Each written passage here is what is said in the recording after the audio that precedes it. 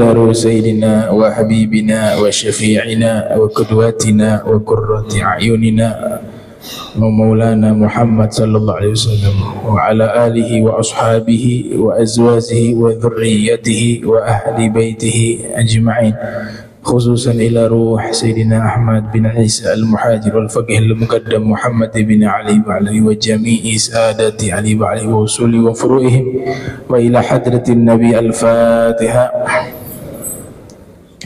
أعوذ بالله من الشيطان الرجيم. بسم الله الرحمن الرحيم. الحمد لله رب العالمين الرحمن الرحيم مالك يوم الدين. إياك نعبد وإياك نستعين اهدنا الصراط المستقيم صراط الذين أنعمت عليهم غير المغضوب عليهم ولا الضالين آمين. السلام عليكم ورحمة الله وبركاته. Alhamdulillahil kabir muta'al, thumma salatu wassalamu ala sayyidina Muhammadin maula Bilal wa ala alihi wa sahbihi khairi sahabin wa al. Amma ba'du, subhanak la ilma lana illa ma 'allamtana innaka antal alimul hakim. Rabbi israh li sadri wa yassir li amri wahlul 'uqdatan min lisani yafqahu qawli wa saddid lisani wahdi qalbi bihaqqi sayyidina Muhammadin sallallahu alaihi wa alihi wasallam. Ya man huwa fi 'uluhi kain, ya man huwa fi fi'li hamid, ya man huwa fi majri matid. Allahumma akrimna bi nuril fahmi wa akhrijna min zulumatil wahmi warzuqna fahman nabiyyin wa hifdal المرسلين وإلهام ملائكة المقربين. ربنا زدنا علما وفهما وعقلا يا أكرم الأكرمين بحق سيدنا محمد خاتم الأنبياء والمرسلين يا رحمن يا رحيم. وصلى الله على سيدنا محمد وعلى آله وصحبه وبارك وسلم. الحمد لله رب العالمين.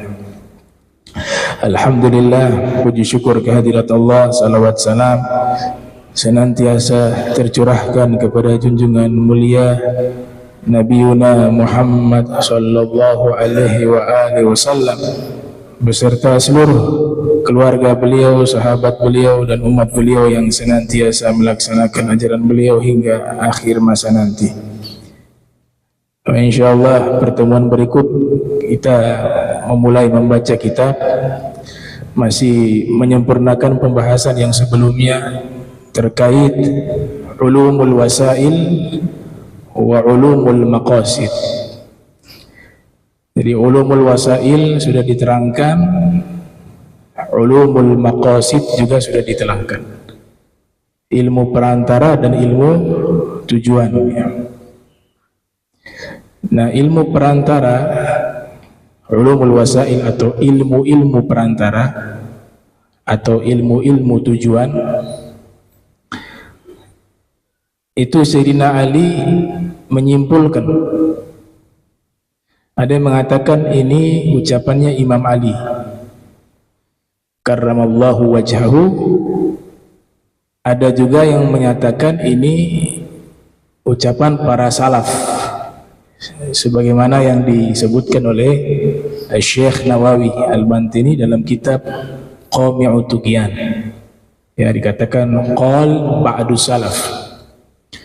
Dikatakan al-ulum arba'atun, ilmu secara keseluruhan ada 4. Yang pertama al-fiqhu li adyan, ilmu fikih untuk agama. Wa tibbu lil abdan, ilmu kedokteran untuk badan. Wa nahwu lil lisan, ilmu nahu untuk lisan atau bahasa.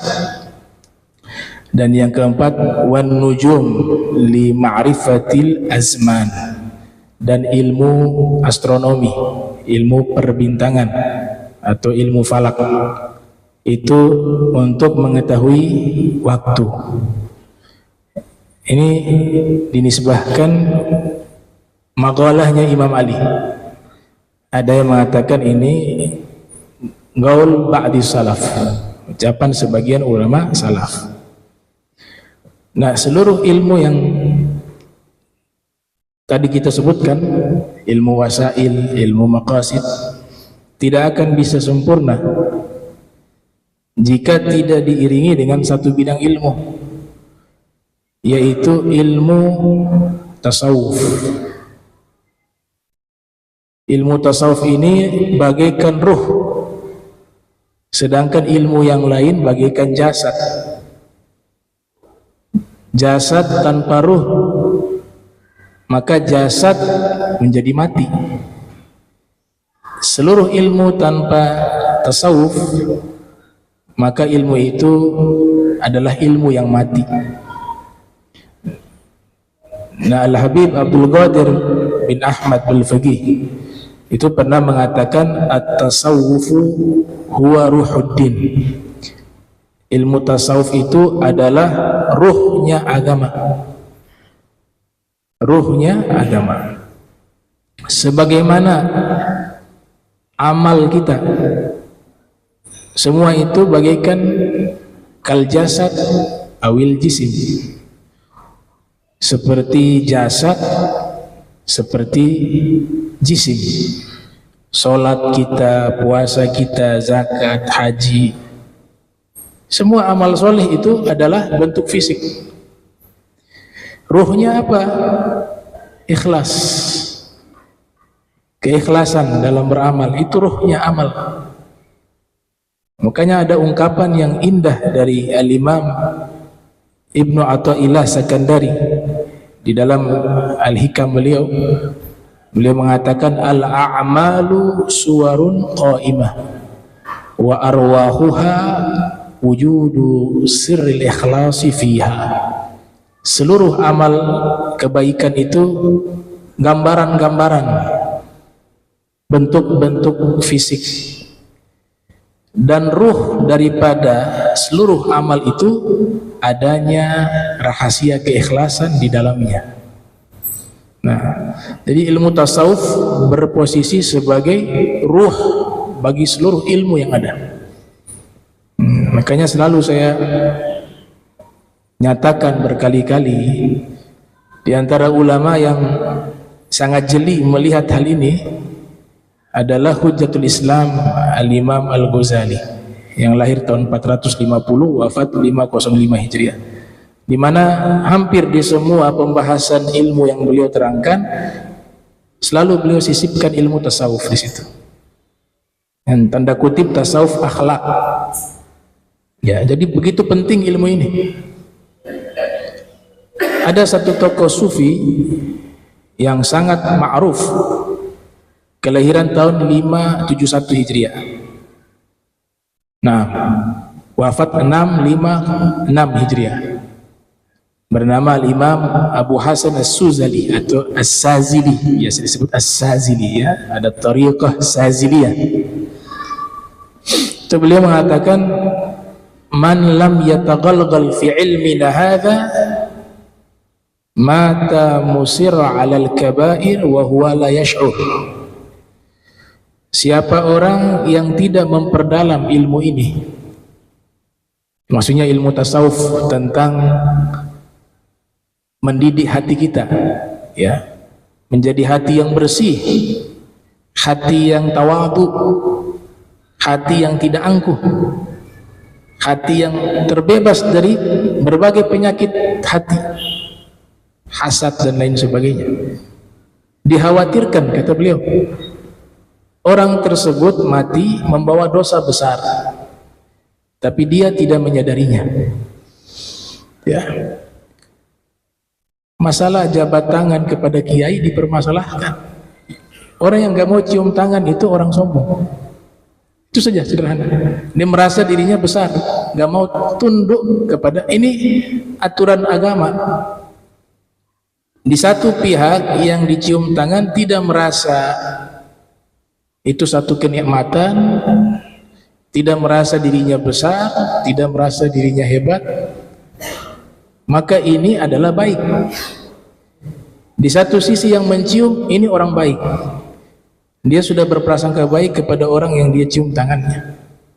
Yang kedua, dia menerapkan ajaran agama. Itu bukan perbudakan, itu adab. Itu di zaman Nabi SAW, cium kaki itu khilaf ulama. Ada yang mengatakan haram, ada yang mengatakan makruh, ya. Tapi kalau cium tangan itu gak ada yang diperdebatkan. Sayyidina Ibnu Abbas mencium tangan Zaid bin Thabit. Kata beliau, hakadha umirna an naf'ala bi ulama'ina. Beginilah kami diperintahkan di dalam agama kami memperlakukan ulama-ulama kami. Padahal Sayyidina Ibnu Abbas adalah sepupu Rasul, tapi mencium tangan Sayyidina Zaid bin Thabit karena menghormati ini ulama. Dan sang ulama juga membalas dengan mencium tangannya Ibnu Abbas dan mengatakan, hakadha umirna an naf'ala bi ahli baitin nabi. Beginilah kami diperintahkan dalam agama memuliakan ahli bait Rasul sallallahu alaihi wasallam. Indah. Ini semua karena kotoran hati. Orang kalau tawadhu, hatta sama anak kecil dia cium.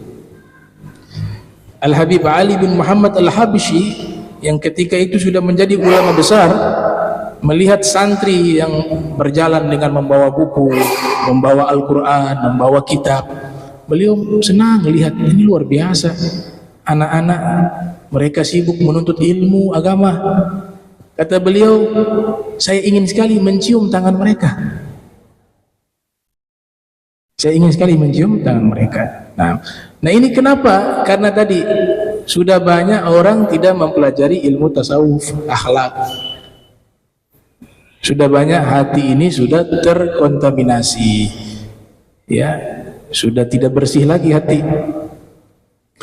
Nah, ilmu tasawuf tadi dikatakan oleh Imam Hasan Sazili bahwa siapa yang tidak memperdalam ilmu kami ini, maka khawatir dia mati membawa dosa besar. Artinya dosa yang di hati itu dosa besar. Sayyidina Ali mengatakan dosa yang di hati jauh lebih besar daripada dosa yang dilakukan oleh fisik.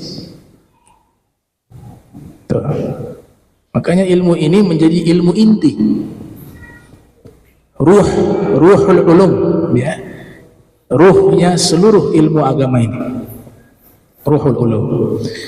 Nah, Imam Junaid Al-Baghdadi ditanya apa sih tasawuf? Ini definisi tasawuf ini banyak sekali keterangannya, definisinya sangat banyak, ya. Kata Imam Ibnu Mulaqqin di dalam kitab beliau Tabaqatul Auliya, begitu juga Imam Abu Nuaim Al-Asfahani, wa kadza Abu Bakar Al-Kalabadhi dalam kitab At-Ta'arruf mengatakan definisi tasawuf itu tidak bisa dijumlahkan, saking banyak, saking hebatnya ini ilmu sehingga ulama sulit mendefinisikan, sehingga jumlahnya itu sangat banyak. Menurut ulama ini versinya begini, definisinya begini, berbeda satu dengan lainnya, tapi substansinya kembali kepada satu hal. Ini yang diterangkan oleh Imam Junaid, ya, Sayyidut Taifah, Al-Imam Junaid bin Muhammad Al-Baghdadi, kelahiran tahun 215 Hijriah, wafat 298 Hijriah. Ketika ditanya apa itu tasawuf, beliau jawab singkat padat. Tasawuf itu adalah al-khuruj an kulli khuluqin dani wad-dukhul fi kulli khuluqin sani. Tasawuf itu adalah keluar seluruh akhlak yang hina di dalam dirimu. Semua sifat tercela yang ada di dalam diri kita, di dalam hati kita, di dalam sanubari kita, semua kita keluarkan. Itu yang disebut takhalli, ya. Dan ini persis dengan diagnosa daripada dokter. Seorang dokter tidak mungkin memberikan obat terkecuali dia mencari tahu dulu penyakit kamu apa. Ketika sudah didiagnosa penyakitnya, sudah diketahui, maka setelah itu dia bisa memberikan resep. Begitu juga kita. Tidak bisa kita menghiasi diri kita dengan akhlak yang baik terkecuali kita cari tahu dulu apa penyakit yang ada dalam hati kita. Apakah hasud? Apakah cinta dunia? Apakah sombong? Apakah ujub? Apakah pendendam? Apakah pembenci? Ini dulu dicari tahu. Setelah itu dikeluarkan. Dan setelah dikeluarkan semua penyakit hati ini, kata Imam Junaid, ad-dukhul fi kulli khuluqin zani. Kemudian masukkanlah seluruh akhlak yang terpuji ke dalam dirimu. Itulah tasawuf. Jadi tasawuf nggak perlu yang aneh-aneh deh, yang ini. Nah. Karena ini penentuan seorang itu meninggal husnul khotimah atau su'ul khotimah, itu letak utamanya di hati. Selain amal, letak utamanya itu di hati. Yauma la yanfa'u malun wala banun illa man ata Allah biqalbin salim. Qad aflaha man zakkaha wa qad khaba man dassaha. Nah, itu definisi tasawuf. Makanya ilmu ini sangat penting sekali di akhir zaman. Sangat penting. Ya. Salah satu ulama yang menyebarkan ilmu ini, ya, yang kemarin datang di Jakarta, Al Habib Umar bin Muhammad bin Salim bin Hafiz. Banyak ulama lainnya juga, mereka sering ya mengajarkan kitab-kitab tasawuf karena itu menjadi ruh daripada semua ilmu. Ada beberapa catatan saya ikuti walaupun lewat video, ya, bagaimana semangat dakwanya itu memang dari dulu seperti itu, nggak pernah berubah. Ya, bahkan beliau mengatakan, saya ini masih kalah dengan guru-guru saya, padahal itu sudah padat, ya. Murid-murid beberapa tumbang sakit. Sampai sekarang di Thailand sekarang lanjut. Ya, ada kajian subuh, ada paginya, ada siang, ada sorenya, ada malamnya. Nah, guru-guru beliau bisa sampai sehari 14 majlis, 17 majlis dalam sehari. Dari subuh sampai malam. Ini kalau bukan karena niat yang tulus, karena Allah Ta'ala, agak mungkin punya kekuatan seperti ini. Itu. Dan ini bukan cerita rekayasa, kita saksikan sendiri. Ya, kita saksikan sendiri seperti itu beliau. Dan ulama-ulama terdahulu juga demikian. Bahkan yang di Jakarta juga ada dulu seorang kiai begitu, dari subuh mulai ngajar, pulang tengah malam tiap hari. Ya, Muallim Syafi'i Hadzami. Itu demikian begitu. Semangat dalam dakwanya luar biasa. Dan bagaimana penyambutan manusia, ya, di Malaysia disambut, ya, di Brunei, mohon maaf, di Singapura, ya, Brunei tidak, Malaysia yang tahun sekarang ini, Malaysia, Singapura, kemudian di Indonesia, di Solo, kemudian Jakarta, kemudian lanjut sekarang Thailand. Nah, itu manusia menyambut beliau. Yang beliau gak cari tenar, memang begitulah yang dalam disebutkan di dalam hadis, ya, bahwa orang kalau betul-betul dicintai oleh Allah, Allah akan mengajak manusia mencintainya. Bukan hanya manusia, seluruh makhluk yang ada di bumi mencintainya. Itu tanpa diundang, tanpa dibayar. Subuh bisa seramai itu di Masjid Istiqlal. Itu luar biasa, ya. Nah, dalam hadis dikatakan, riwayat Imam Bukhari dan juga yang lainnya, yang lahir tahun 194, wafat 25 Hijriah, ya, idza ahabballahu al-'abd, fi riwayah 'abdah, apabila Allah mencintai seorang hamba, nada Jibrilah, wa fi riwayah da'a Jibrilah, Allah memanggil malaikat Jibril. Kenapa yang dipanggil malaikat Jibril bukan yang lain? Ya, karena Sayyidul Malaikah, pemimpin seluruh malaikat, malaikat Jibril. Ini sebagai bentuk penghormatan. Kata Allah, ya Jibril, inni uhibbu fulana. Wahai Jibril, saya mencintai si fulan. Fa'ahibbah, maka kau wajib cintai dia.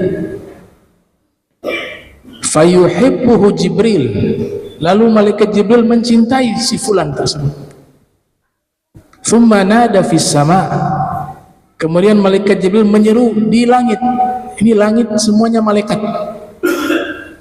Jadi semua malaikat diserukan, diperintahkan oleh malaikat Jibril, ya ahlas sama', wahai seluruh penduduk langit, itu malaikat. innallaha yuhibbu fulana fa'ahibbuh. Sesungguhnya Allah mencintai si fulan, maka kalian wajib cintai dia.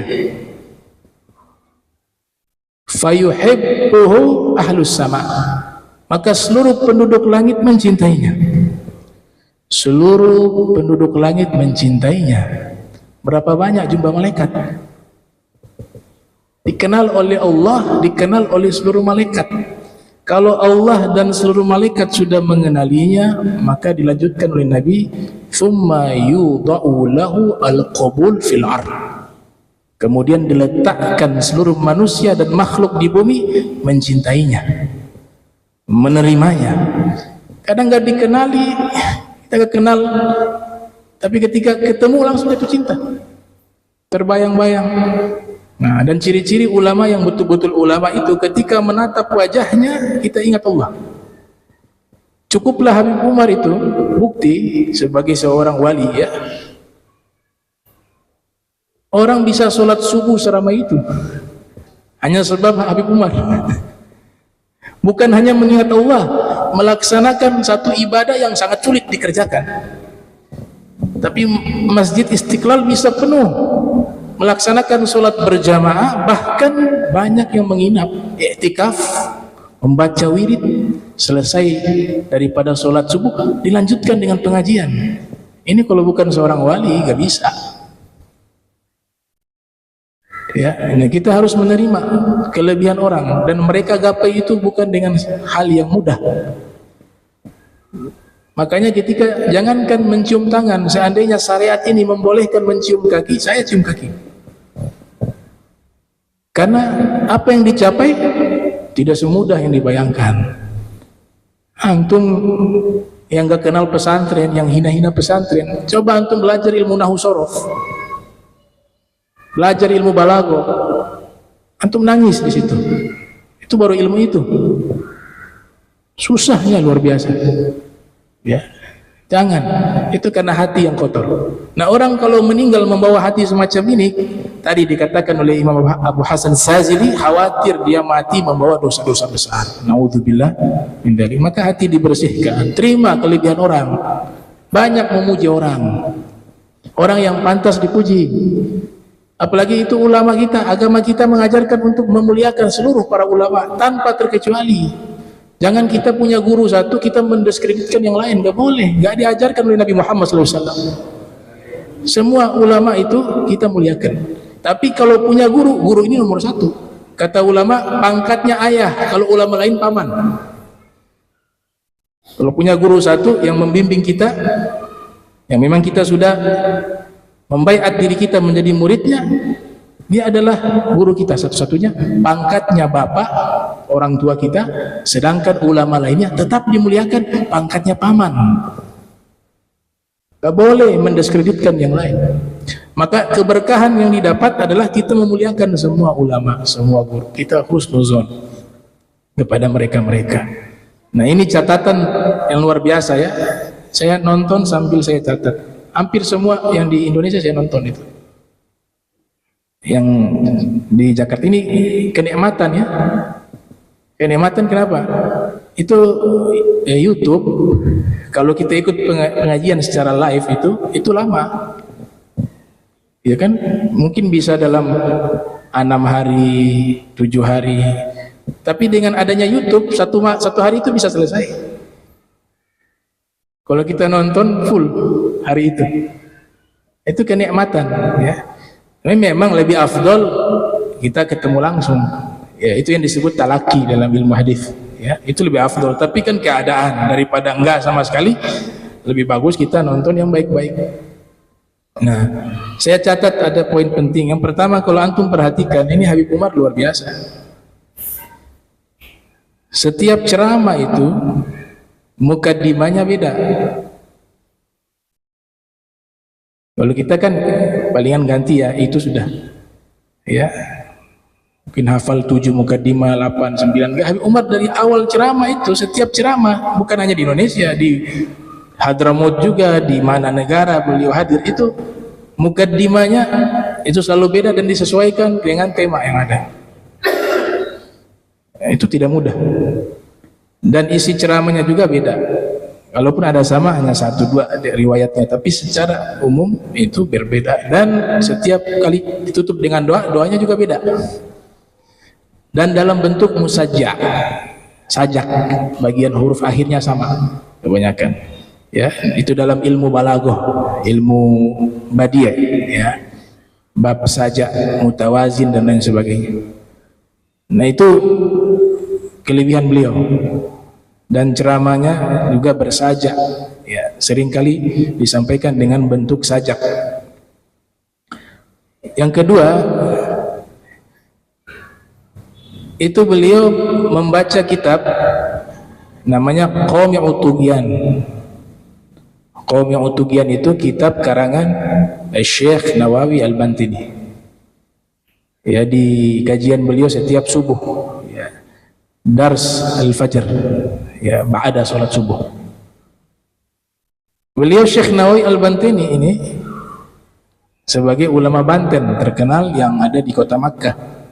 Kita tahu sendiri, ya, ada oknum di Banten yang memusuhi habaib. Termasuk beliau puncaknya kuburan kakek beliau dihancurkan itu di Pasuruan. Tapi hebatnya beliau ngangkat ulama dari mereka. Dan itu bukan baru sekarang, sejak lama selalu mengangkat Wali Songo, mengangkat ulama Indonesia. Sebelumnya membaca kitab Kiai Hashim Asy'ari, pendiri NU, dan beberapa santri terbanyak beliau adalah dari Indonesia. Kakek beliau lahirnya di Indonesia, Habib Salim bin Hafiz, lahirnya di Bondowoso, kakek beliau. Ya.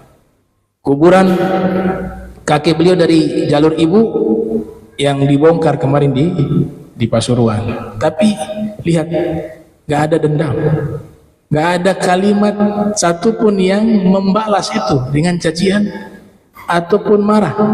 Maafkan itu. Ini beliau mengikuti siapa? Ya, tidak lain mengikuti Nabi Muhammad SAW. Ya, sabatu ala qadamir rasuli wa sahbi wa tabi'in lahum fasal wa tatabbu'i wa madaw ala qasdis sabili ila al-ula qadaman ala qadamin biziddin auzai. Ya, mengikuti langkah Rasul SAW, akhlak yang Allah ceritakan di dalam Al-Quran. Kata Allah Ta'ala, wala tastawi al-hasanah wala sayyi'ah. Gak mungkin sama kebaikan dengan keburukan, gak mungkin sama. Ya, idfa billati hiya ahsanu. Kalau ada yang berbuat buruk kepadamu, balaslah dengan sesuatu yang lebih baik. Ini luar biasa loh. Bukan balaslah dengan sesuatu yang baik, bukan. Allah nyatakan dalam bentuk isim tafdil. Balaslah kepada orang yang melakukan hal buruk kepada kita dengan balasan yang lebih baik. Kalau ada yang mampu melakukan ini wali nih. Antum gak usah repot-repot cari wali. Kalau ada orang semacam ini adalah satu indikator kuat bahwa dia seorang kekasih Allah. Karena tidak semua orang mampu. Bahkan rata-rata gak mampu deh. Ada orang buat jahat sama kita, kita diperintahkan untuk berbuat sesuatu yang lebih baik bagi dia. Fa idzal ladzi bainaka wa bainahu adawah ka'annahu waliyyun hamim. Seandainya ada permusuhan antara kamu dengan dirinya, jadikan dia teman dekatmu. Siapa yang bisa kecuali wali-wali Allah? Siapa yang bisa kecuali hati dan jiwanya sudah bersih? Ya, ini yang dilakukan oleh Habib Umar. Makanya nggak ada pengaruh, sudah dimaafkan. Bahkan tuh, ya, kita ketahui dalam sejarah ayah beliau itu diculik oleh komunis, Al Habib Muhammad. Sampai saat ini tidak ditemukan jenazahnya. Ya, waktu melaksanakan hendak melaksanakan sholat Jumat. Dari usia Habib Umar masih anak-anak waktu itu. Sampai pada akhirnya sudah dewasa Habib Umar, presiden waktu itu, ya, ini komunis sudah dimusnahkan, ingin memberikan hadiah kepada Habib Umar. Dikatakan kepada Habib Umar, saya ingin memberikan hadiah. Habib Umar apa? Ini nama-nama orang yang terlibat dalam penculikan dan pembunuhan ayahmu. Kau tinggal perintahkan apa? Ini mereka masih ada nih. kau perintah kepada kami, apapun itu saya akan lakukan. Wah, kalau para aulia beda. Apa kata beliau? Saya dan ibu saya dan saudara-saudara saya sudah memaafkan mereka sejak lama. Ya. Yang saya minta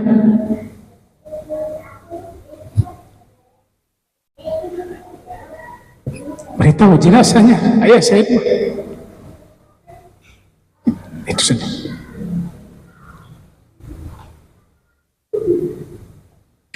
Hanya minta beritahukan di mana jenazah ayah saya itu. Adapun mereka kami sudah maafkan sejak lama. Saya, ibu saya dan saudara-saudara saya.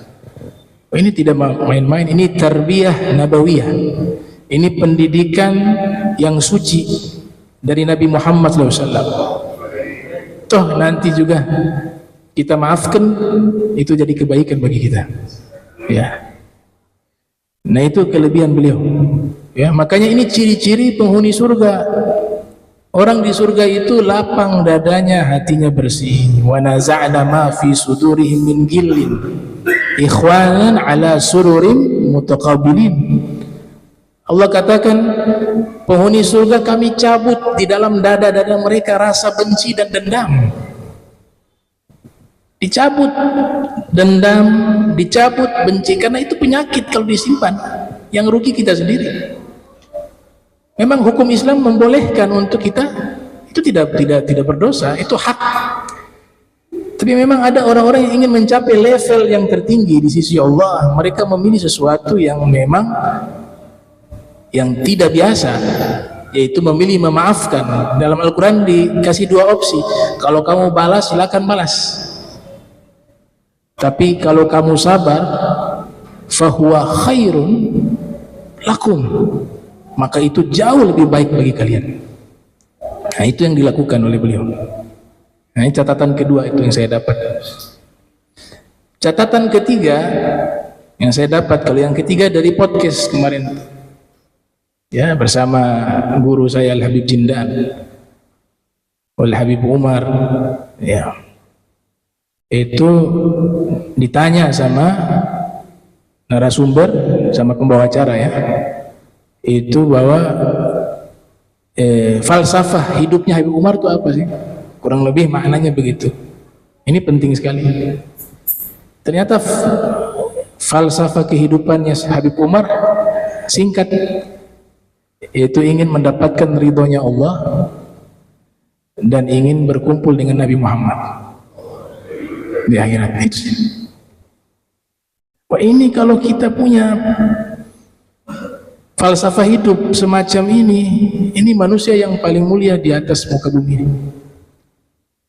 Apa yang Allah ridhoi, itulah yang dia lakukan. Apa yang Allah marah, dia tinggalkan. Apa yang Nabi ridhoi, dia kerjakan. Apa yang Nabi tidak senangi, dia tinggalkan. Dan Nabi ketika ridho, Allah juga ridho. Nabi ketika tidak suka, Allah juga tidak suka, sama. Jadi surga itu bagi para aulia solihin bukan tujuan, yaitu anak SD. Surga pengen dapat coklat, dapat permen. Al-Jannah itu hadaf. Surga itu hanya target. Tapi ar-ridho goyah, ridho Allah itu tujuan. Bisa membersamai Nabi Muhammad di surga itu tujuan. Jadi surga hanya target, tujuannya dapat ridho Allah. Tujuannya bisa berkumpul, bisa bersama Nabi Muhammad SAW di dalam surga. Ada satu hadis sangat indah itu. Hadis ini riwayat Imam Bukhari, juga riwayat Imam Muslim dan yang lain-lainnya. Inna Allah Ta'ala yaqul li ahlil jannah. Allah Ta'ala berkata kepada penghuni surga. Jadi ceritanya penghuni surga sudah masuk surga nih. Mudah-mudahan kita di bagian itu, insyaallah masuk ke dalam surga. Kemudian Allah Ta'ala mengatakan, ya ahlal jannah, wahai seluruh penghuni surga. Fayaquluna labbaik rabbuna wa sa'adaik wal khairu fi yadaik. kami menjawab panggilan-Mu wahai Tuhan kami Allah, dan seluruh kebaikan ada di dalam kedua kekuasaan-Mu, di dalam kedua tangan-Mu, maknanya dalam kekuasaan-Mu. Fayaqul, kemudian Allah Ta'ala berfirman, hal raditum, wahai penghuni surga, apakah kalian ridho dengan semua kenikmatan yang saya berikan di surga ini? Fayaquluna ma lana la nardo, bagaimana mungkin kami tidak ridho ya Rabb, ini kami dapat surga ini, seluruhnya kenikmatan. Ma lana la nardo wa qad a'taitana ma lam tu'ti ahadan min khalqi, bagaimana kami tidak bisa ridho atau kami tidak ridho, engkau telah berikan pada kami sesuatu yang tidak kau berikan kepada makhluk manapun. Jadi ternyata bukan surga yang menjadi tujuan utama.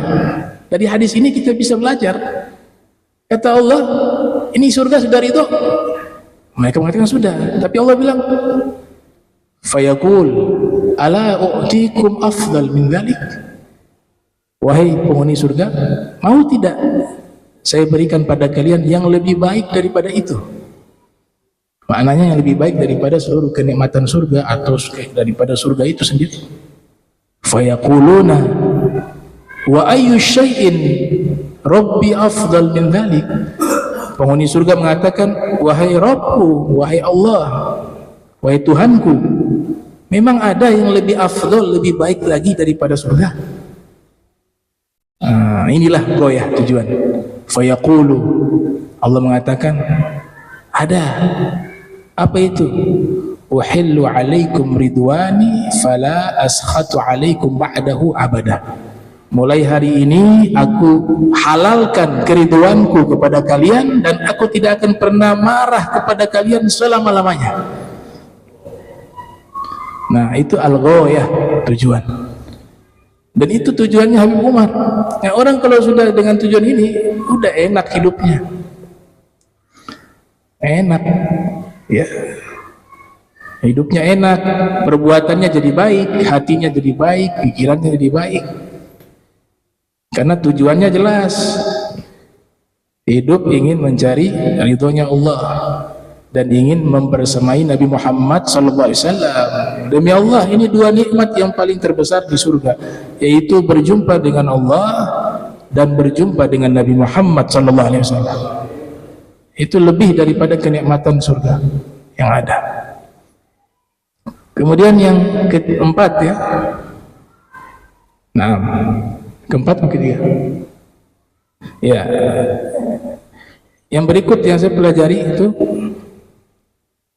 nah, beliau pernah mengatakan di podcast itu juga, ya, bahwa ketika banyak orang mencaci maki, memfitnah, kemudian menggunjing, apa jawaban beliau?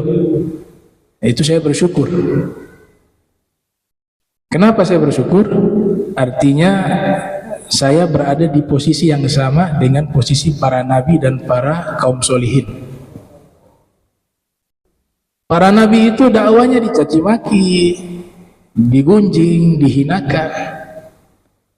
Maka saya bersyukur saya berada di posisi itu. Namun, nah ini di sini yang menunjukkan hatinya bersih.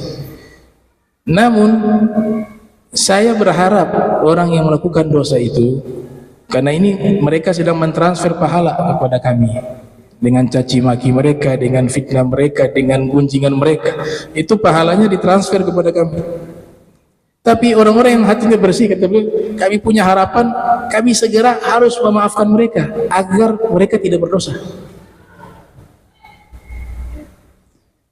Jadi kenapa kami harus segera memaafkan? Agar Allah Ta'ala segera mengampuni mereka.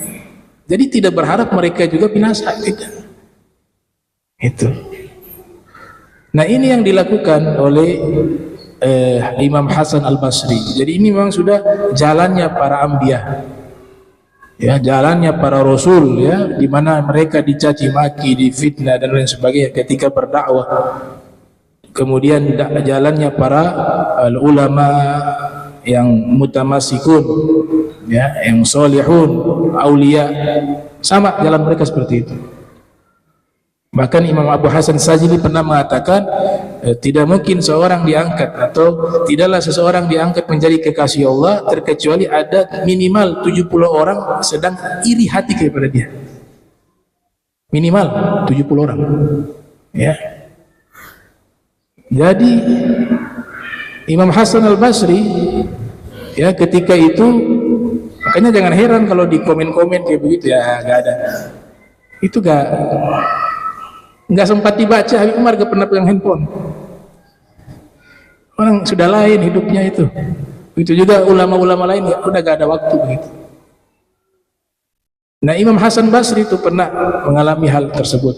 Ada satu orang itu senangnya menggunjing beliau, ya, menggunjing. Akhirnya satu orang datang ke Imam Hasan Basri mengatakan, wahai Imam Hasan Basri, bahwa ini ada si fulan dia menggunjing engkau. Nah, Imam Hasan Basri langsung beli buah, terus minta kasih tahu rumahnya di mana. Beliau datang bertamu. Nah, ketika datang bertamu kepada orang yang menggunjingnya, kaget, ada ini. Ya, saya mau silaturahmi, mau bertamu. Silakan. Ini hadiah, saya kasih buah. Mohon maaf, saya hanya bisa membalas kebaikanmu hanya dengan buah. Dia heran, kebaikan apa? Setahu dia ini, saya ini jelek-jelekinnya orang. Iya, soalnya setiap hari kamu mentransfer pahalamu kepada saya. Itu kebaikan yang luar biasa. Dan orang ketika berbuat baik, kita diperintahkan dalam agama kita wajib membalasnya. Tapi mohon maaf, saya hanya bisa balas buah-buahan. Yang kamu kasih lebih besar daripada ini.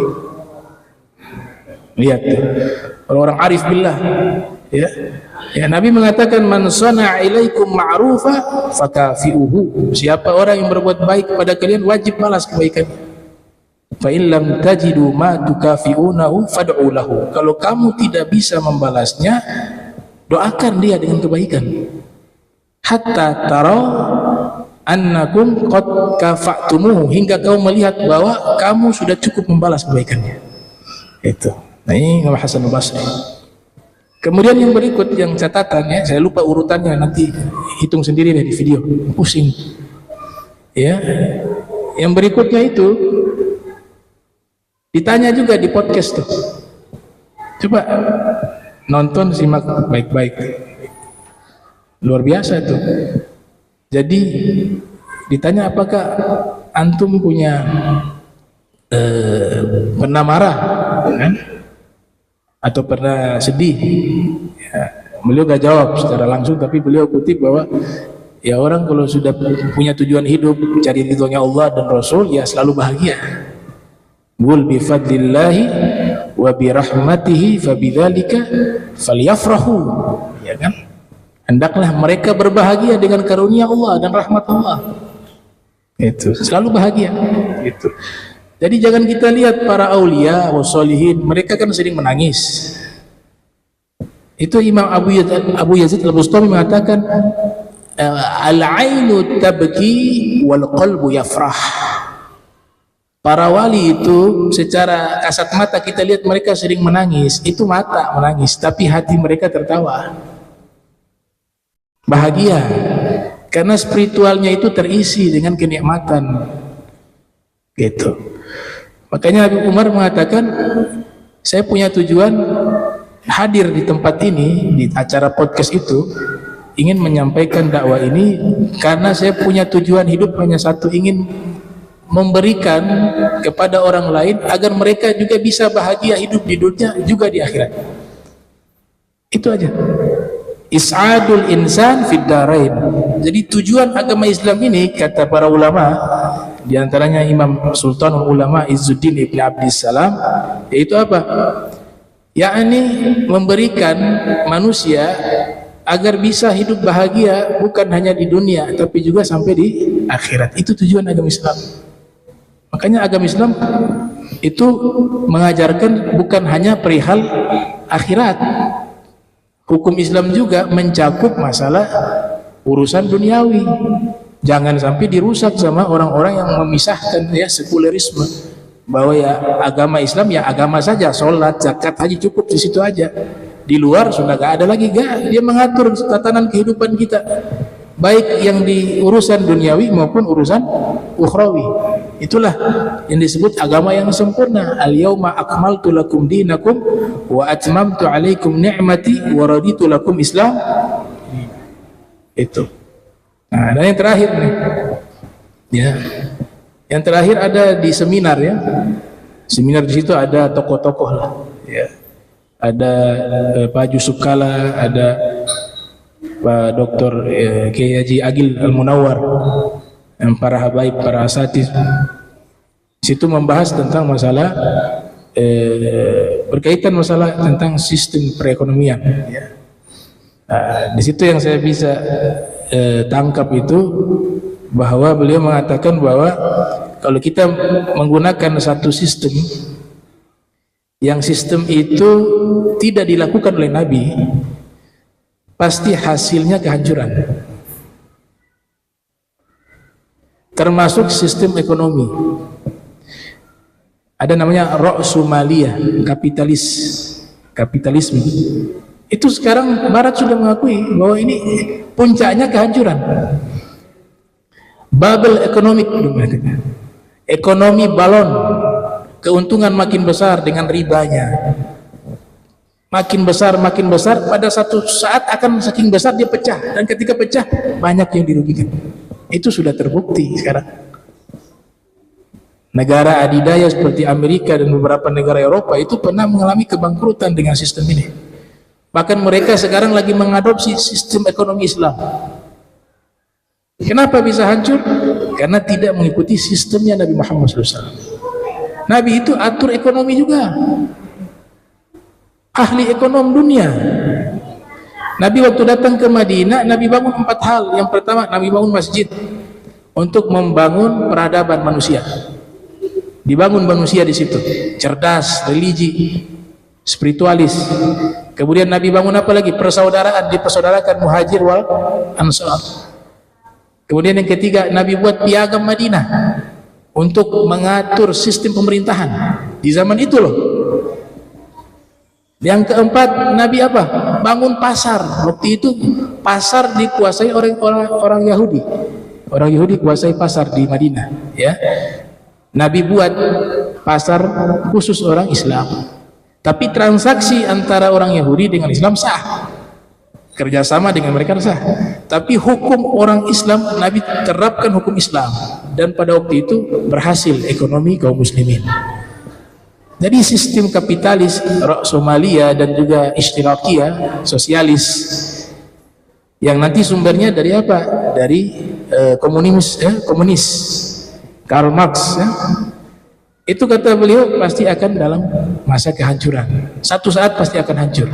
Sistem yang tidak pernah hancur adalah satu sistem yang sudah dibangun oleh Nabi kita Muhammad sallallahu alaihi wasallam. Makanya pelajari sistem Nabi Muhammad. Masalah ekonomi sudah ada yang membahas masalah ekonomi, bagaimana Nabi mengatur ekonomi, masalah politik, masalah pemerintahan, masalah semuanya sudah dicontohkan oleh Rasulullah sallallahu alaihi wasallam. Dan terakhir yang saya tutup, itu ada nasihat dari Habib Umar, itu sangat baik ya, bahwa ditanya bahwa tanda ulama yang benar-benar sebagai seorang ulama itu adalah orang yang paling takut pada Allah. Nah, di antara tanda ulama itu gak baik adalah yang sering dekat dengan pejabat dan orang kaya. Tanda kutip ya, dia dekat sama pejabat dan orang kaya memang niatnya mau incar harta mereka. Memang niatnya mau incar apa? Jabatan. Atau ingin tenar lewat itu.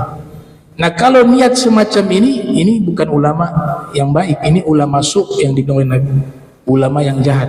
Dan pada hasilnya nanti akan rela menjual agama dan rela menjadi budak dari mereka. Cari muka dengan tujuan tersebut, sehingga agama ini yang begitu mahal menjadi hina di hadapan mereka ini. Apalagi pejabatnya pejabat yang tidak baik. Tapi ini tidak mutlak. Ada ulama yang mendekati pejabat, mendekati orang kaya bukan atas kepentingan pribadi. Ini luar biasa. Dia dekat dengan mereka mungkin memberikan nasihat. Ada kebijakan-kebijakan yang kurang baik, sehingga ini ulama didengar juga omongannya, dia memberikan nasihat. Ini mendekati pemerintah bagus. Atau dia mendekati orang kaya untuk apa? Mengingatkan uang zakat, atau diambil hartanya nanti disalurkan kepada kaum fukara, kaum masakin, dan disalurkan di jalan yang baik. Dia menyelamatkan harta orang ini, nggak ada kepentingan pribadi. Maka ini adalah ulama yang baik. Dan ulama itu mencari ketenaran satu aib. Aib tujuan untuk terkenal, tujuan untuk kaya lewat agama, tujuannya untuk dihormati orang, itu adalah satu aib. Kalaupun memang ada yang diberikan tenar, mereka gak minta, tapi memang Allah kasih. Kan ada beberapa ulama Allah kasih itu, ada yang tidak dikasih, itu tidak dikasih tenar, karena itu bukan tujuan. Nah, yang sudah diberikan ketenaran, maka dia punya tanggung jawab lebih, di mana dia gunakan ketenaran itu untuk kebaikan, untuk dakwah, dan selalu menjaga hatinya jangan sampai salah di dalam niat. Itu pesan-pesan yang bisa kami ambil dari beberapa ceramah dari Habib Umar bin Muhammad bin Salim bin Hafiz. Ya, jadi bisa dijadikan qudwah. Ya, kita ingin ikut Rasul SAW. Itu cerminannya itu sederhana, kita ikut ulama-ulama yang berpegang teguh dengan sunnah Rasul, ajaran Rasul gitu. Kalau kita langsung ke Nabi agak sulit, apalagi kita belum mampu mengkaji ya kitab hadis syama'il yang begitu banyak, repot. Ikuti ulama-ulama yang berpegang teguh dengan ajaran Islam, dengan sunnah Rasul. Mereka itulah terjemahan daripada Nabi Muhammad SAW. Makanya dikatakan di dalam Al-Quran, Imam Haddad juga mengatakan walzam kitaballah watba sunnatan waqtat hadakallah bil aslafi. Lazimilah Al-Quran, ikutilah sunnah, dan ikutilah para salaf, para ulama terdahulu, maka niscaya kamu akan diberikan petunjuk. Karena kalau mengikuti mereka, otomatis mengikuti Al-Quran dan mengikuti sunnah. Dan sunnah itu adalah Nabi Muhammad SAW. Allahumma jam'ana hadha jam'a marhuma wa tafarraqna min ba'di tafarruqan ma'suma wa la tajal minna wa la minna syakila mahruma. Subhanaka wa hamdika asyhadu an astaghfiruka wa atubu ilaik. Wa sallallahu ala sayyidina Muhammadin wa ala alihi wa sahbihi wa barik wasallam. Wa lakum minkum. Wassalamualaikum warahmatullahi wabarakatuh.